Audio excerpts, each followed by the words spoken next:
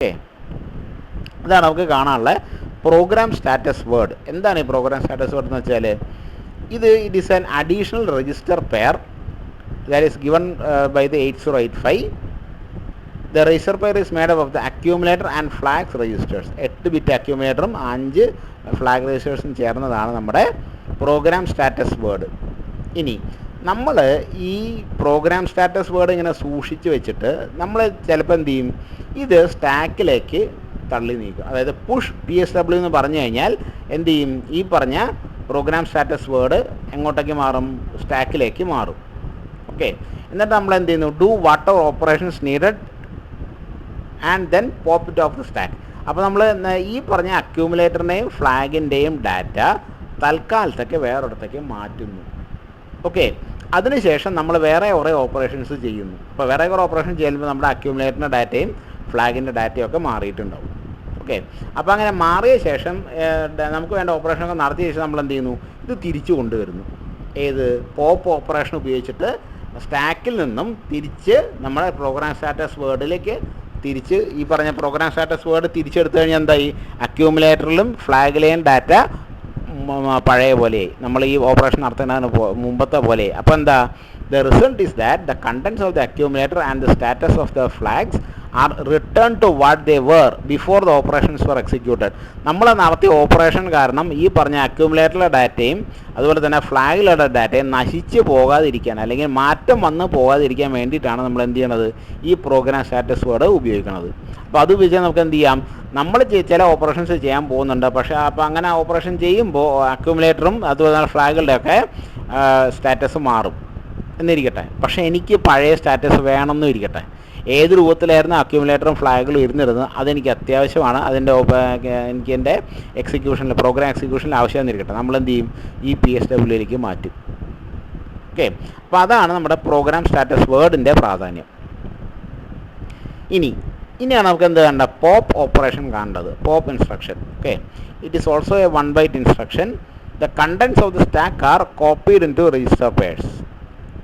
Okay, അപ്പോൾ എന്ത് ചെയ്യുന്നു, copy the contents of the memory location pointed by the stack pointer to lower order register. അപ്പോൾ നമ്മൾ എന്ത് ചെയ്യുന്നു, ആദ്യം എന്ത് ചെയ്യുന്നു, നേരത്തെ നമ്മൾ പറഞ്ഞു ലാസ്റ്റ് ഇൻ ഫസ്റ്റ് ഔട്ട് അല്ലേ. അപ്പോൾ നമ്മൾ നേരത്തെ നിങ്ങൾ ശ്രദ്ധിച്ച് നോക്കിയേ, മുമ്പത്തെ നമ്മൾ എടുത്തു കഴിഞ്ഞാൽ നമ്മുടെ PSWന് മുമ്പിൽ എടുത്തു കഴിഞ്ഞാൽ പുഷ് ഇൻസ്ട്രക്ഷനിൽ പറഞ്ഞത് ആദ്യം നമ്മൾ എന്താ ചെയ്തത്, ഹയർ ഓർഡർ രജിസ്റ്ററിലേക്കാണ് മാറ്റിയത്. അതിന് ശേഷമാണത് നോക്കിയേ, copy the contents of the lower order register to the memory pointed at by stack pointed SP-2 എന്നുള്ളത്. ഇതിന് മുമ്പ് വന്നത് നോക്കിയേ, മുമ്പ് വന്നത് ഹയർ ഓർഡർ രജിസ്റ്ററാണ്. അപ്പോൾ ഏറ്റവും ആദ്യം നമ്മൾ എന്താ കോപ്പി ചെയ്തത്, ഹയർ ഓർഡർ രജിസ്റ്ററിലുള്ള ഡാറ്റ കോപ്പി ചെയ്തു.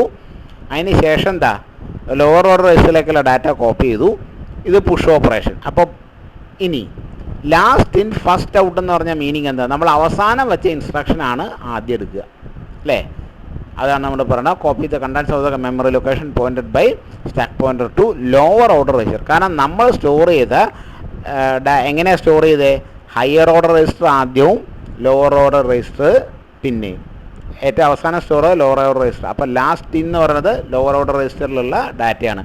ആരായിരിക്കും ഫസ്റ്റ് ഔട്ടായി വയ്ക്കുക, ഈ പറഞ്ഞ ലോവർ ഓർഡർ രജിസ്റ്ററിലെ ഡാറ്റ ആയിരിക്കും. അതുകൊണ്ടാണ് നമ്മൾ എന്ത് പറഞ്ഞാൽ copy the contents of the memory location pointed by stack pointer to lower order register. Stack pointer എങ്ങോട്ടൊക്കെയാണോ ചൂണ്ടുന്നത് ആ മെമ്മറി ലൊക്കേഷൻ ഇരിക്കുന്ന ഡാറ്റ എടുത്ത് എവിടെ കൊണ്ടുവയ്ക്കുക, ലോവർ ഓർഡർ രജിസ്റ്ററിലേക്ക് മാറ്റുക.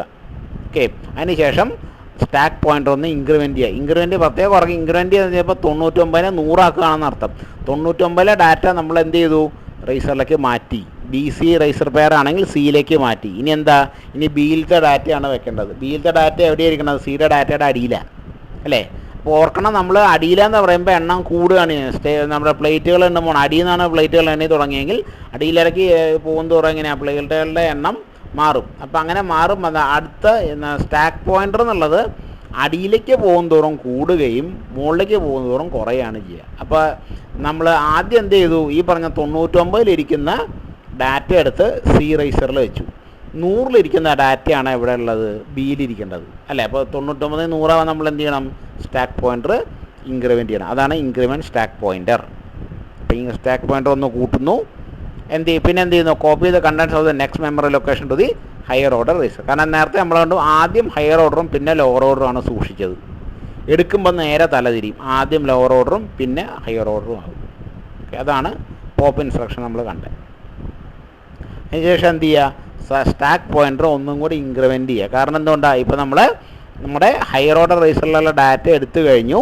ഇനി നമുക്ക് എടുക്കേണ്ട ഡാറ്റ തൊട്ടടുത്താണ് 100ലേക്കാണെന്ന് കാണിക്കാനായിട്ട് 99+1. ഓക്കെ, അപ്പോൾ എന്താണ് ഈ സ്റ്റാക്ക് പോയിൻ്റർ ഇൻക്രിമെൻറ്റ് ചെയ്യുന്നത്? എന്തിനാണ്? സ്റ്റാക്ക് ടോപ്പ് ഇരിക്കുന്നത് അതിൻ്റെ അഡ്രസ്സാണ്, അല്ലെങ്കിൽ അതിൻ്റെ മെമ്മറി ലൊക്കേഷനാണ് ഈ പറഞ്ഞ സ്റ്റാക്ക് പോയിൻ്റർ ചൂണ്ടിക്കണേ. സ്റ്റാക്ക് പോയിൻ്റർ എന്താ ചൂണ്ടിക്കണേ? ഇതാ ഇവിടുന്നാണ് സ്റ്റാക്ക് തുടങ്ങണത് അല്ലേ. നേരത്തെ നമ്മളെ ഡാറ്റ ഒക്കെ നമ്മൾ എടുത്തു കഴിഞ്ഞു. അപ്പോൾ ആ ഡാറ്റ ഒന്നും ഇനി നമുക്ക് ആവശ്യമില്ല അല്ലേ. ആ ഡാറ്റയൊക്കെ നമ്മൾ അവിടെ നിന്ന് എടുത്ത് മാറ്റി. നേരത്തെ നമ്മുടെ എന്താണ് ഹയർ ഓർഡർ രജിസ്റ്ററിലെയും ലോവർ ഓർഡർ രജിസ്റ്ററിലൊക്കെ ഡാറ്റയൊക്കെ നമ്മൾ എടുത്ത് മാറ്റി കഴിഞ്ഞു. ഇനി അതൊന്നും നമുക്ക് ആവശ്യമില്ല, അതൊന്നും സ്റ്റാക്കിൽ ആവശ്യമില്ല. അപ്പോൾ നമ്മൾ എന്ത് ചെയ്യും, സ്റ്റാക്ക് ഒന്ന് ഇൻക്രിമെൻറ്റ് ചെയ്യും. ഇൻക്രിമെൻറ്റ് വെച്ചാൽ 99ൽ നിന്ന് 100 ആക്കും. ഓക്കെ, 100 തൊട്ട് താഴേക്കാണ് സ്റ്റാക്ക് നമ്മൾ പറയും. ഓക്കെ, ഇനി ഇതിൻ്റെ പൊതുവായിട്ടുള്ള കുറച്ച് കാര്യങ്ങൾ പറയാം. പുഷ് ആൻഡ് പോപ്പ് ഇൻസ്ട്രക്ഷൻസിൻ്റെ during pushing the stack operates in a decrement then store style. ഇപ്പോൾ തന്നെ നമ്മൾ പറഞ്ഞ കാര്യമാണ്. നമ്മൾ എന്ത് ചെയ്യണം, സ്റ്റാക്ക് പോയിൻ്റർ ഒരിക്കലും ഒന്ന് കുറയ്ക്കുന്നു, പിന്നെ ഇൻഫർമേഷൻ അവിടെ കൊണ്ട് വെക്കുന്നു അല്ലേ. നേരത്തെ നമ്മൾ കണ്ടതല്ലേ, നമ്മൾ പുഷ് ഓപ്പറേഷനിൽ കണ്ടതാണ്. ഒരു തവണ ഡിക്രിമെൻറ്റ് ചെയ്യുന്നു, പിന്നെ ഇൻഫർമേഷൻ അവിടെ കൊണ്ടുവയ്ക്കുന്നു, പിന്നെ ഡിക്രിമെൻറ്റ് ചെയ്യുന്നു. ഇനി പക്ഷേ പോപ്പിൽ എങ്ങനെയാണ്, നേരെ തലതിരിയും. ദ സ്റ്റാക്ക് ഓപ്പറേറ്റ്സിനെ യൂസ് ദെൻ ഇൻക്രിമെൻറ്റ് എന്ന മീനിങ് എന്താ, ഇൻഫർമേഷൻ ഏറ്റവും ടോപ്പ് മോസ്റ്റിൽ നിന്ന് എടുക്കുന്നു. കാരണം സ്റ്റാക്ക് പോയിൻ്ററിലെ സ്റ്റാക്ക് പോയിൻ്റർ എന്ന് പറഞ്ഞാൽ സ്റ്റാക്ക് ടോപ്പ് ആണ്, അതിൻ്റെ അഡ്രസ്സാണ്. അവിടെ നിന്ന് എടുക്കുന്നു, പിന്നെ എന്ത് ചെയ്യുന്നു, ഒന്ന് കൂട്ടുന്നു അല്ലേ. അതിൻ്റെ അഡ്രസ്സ് ഒന്ന് മെമ്മറി ലൊക്കേഷൻ ഒന്ന് കൂട്ടുന്നു. കാരണം താഴേക്കാണ് നമ്മൾ നോക്കേണ്ടത്. താഴേക്ക് പോകുന്തോറും അഡ്രസ്സ് കൂടുകയാണ് ചെയ്യണത്, അല്ലെങ്കിൽ മെമ്മറി ലൊക്കേഷൻ അഡ്രസ്സ് കൂടുകയാണ് ചെയ്യണത്. അപ്പോൾ നമ്മൾ താഴേക്ക് പോകുന്തോറും ഇൻക്രിമെൻ്റ് ആണ് ചെയ്യേണ്ടത് അല്ലേ. So the information is retrieved from the top of the stack and the pointer is incremented. The stack pointer always point to the top of the stack. അത് മറന്നു വരുന്നതുകൊണ്ടാണ് നമ്മൾ ഒന്നും കൂടെ എഴുതിയത്. ഓക്കെ, ഇനി നേരത്തെ പറഞ്ഞ ലിഫോ നമുക്കൊന്ന് നോക്കാം. ഒരു സ്ലൈഡ് അതിന് വേണ്ടി നമുക്ക് മാറ്റി വെച്ചിട്ടുണ്ട്. ഇത് order of push and pop must be opposite of each other in order to retrieve information back in its original location. അല്ലെ, നമ്മളിപ്പോൾ നമ്മൾ നേരത്തെ പറഞ്ഞ പോലെ നമ്മൾ അവസാനം വച്ചതിനെ ആദ്യം എടുക്കണം, എന്നാൽ മാത്രമേ നമ്മുടെ ഇൻഫർമേഷൻ കറക്റ്റ് ആവുള്ളൂ. അപ്പോൾ നമ്മൾ നോക്കിയേ, നമ്മളൊരു എക്സാമ്പിൾ പറയണം, പുഷ് ബി. അപ്പോൾ അതിൻ്റെ മീനിങ് എന്താ, B.Sc രജിസ്റ്റർ പേരുള്ള സാധനങ്ങൾ സ്റ്റാക്കിലേക്ക് മാറ്റുക. പിന്നെ എന്താ നമ്മൾ പറയുക, പുഷ് ഡി, അത് DE എന്നുള്ള രജിസ്റ്റർ പേരിലേക്കുള്ള എന്താണ് കണ്ടൻറ്റ് സ്റ്റാക്കിലേക്ക് മാറ്റുക. പിന്നെ അതുപോലെ കുറേ സ്റ്റേറ്റ്മെൻറ്റ്സ് ഉണ്ടെന്നിരിക്കട്ടെ. ഇനി നമുക്ക് തിരിച്ചെടുക്കണം എന്നിരിക്കട്ടെ, തിരിച്ച് B.Sc പേരിലേക്കും DE പേരിലേക്കും ഡാറ്റ തിരിച്ചെടുക്കണം എന്നിരിക്കട്ടെ. അപ്പോൾ ആലോചിച്ച് നോക്കി, ആദ്യം കയറിയത് B.Sc-യും രണ്ടാമത് കയറിയത് DE-യിലേക്കുള്ള ഡാറ്റയാണ്. അപ്പോൾ ഏറ്റവും ആദ്യം ആരെയാണ് പുറത്തെടുക്കാൻ പോണ ആരെയാണ്, പോപ്പ് D. കാരണം D ആണ് മുകളിലിരിക്കണത് അല്ലേ.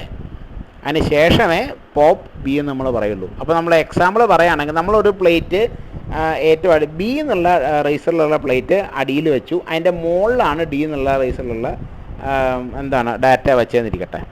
B എന്നുള്ള റൈസറിലുള്ള ഡാറ്റ വെച്ചത് അടിയിലത്തെ പ്ലേറ്റിലും D എന്നുള്ള റൈസറിലുള്ള ഡാറ്റ വെച്ചത് മുകളിലത്തെ പ്ലേറ്റുകളും. നമുക്ക് ഇത് ചൊവ്വ നേരെ തിരിച്ചിട്ടുണ്ടെങ്കിൽ എന്ത് ചെയ്യണം, D എന്നുള്ള ഡാറ്റ ഇരിക്കുന്ന പ്ലേറ്റ് ആദ്യത്തെ, ഇല്ലെങ്കിൽ എന്ത് പറ്റും, അടിയിലത്തെ B എന്നിരുന്ന നോക്കിയാൽ മുകളിലത്തെ D ഇരിക്കുന്ന ഡാറ്റ ഇരിക്കുന്ന പ്ലേറ്റ് അങ്ങ് പൊട്ടിപ്പോകും അല്ലേ. അപ്പോൾ നമ്മുടെ ഇൻഫർമേഷൻ ലോസാണ്. അപ്പോൾ അതില്ലാതിരിക്കാൻ വേണ്ടിയിട്ടാണ് നമ്മൾ എന്ത് ചെയ്യുന്നത്, അവസാനം പുഷ് ചെയ്ത ആളെയാണ് ഏറ്റവും ആദ്യം പോപ്പ് ചെയ്യുക. അതുപോലെ പോപ്പ് D കഴിഞ്ഞിട്ടാണ് പോപ്പ് B. ഓക്കെ, അപ്പോൾ ഇത്രയാണ് നമ്മുടെ സ്റ്റാക്ക് എന്നുള്ള കൺസെപ്റ്റ്. ഓക്കെ.